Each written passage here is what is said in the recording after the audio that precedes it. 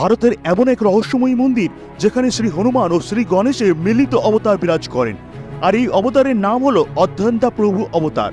চেন্নাইয়ের মধ্য কৈলাসরামের মন্দিরে ভগবানের এই রূপের মূর্তির স্থাপনা হয়েছে।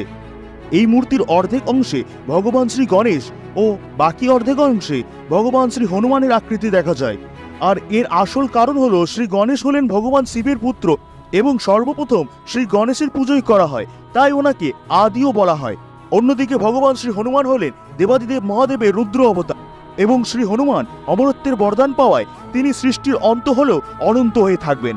তাই শ্রী গণেশ ও শ্রী হনুমানের ভিন্ন ভিন্ন এই রূপের ও নামের মেলবন্ধনেই তৈরি হয়েছে অধ্যন্তা প্রভু অবতার। এই মন্দিরে পুজোর সূচনা হয় ভগবান শ্রী গণেশের আরতি দিয়ে, আর হনুমান চল্লিশা পাঠের মাধ্যমে তা সমাপ্ত হয়। এই দুই মহাশক্তিশালী ও পূজনীয় দেবতার মিলিত রূপ দেখে শিহরিত হয় ভক্তরাও। তাই ভিডিওটি লাইক দিয়ে কমেন্টে হর হর মহাদেব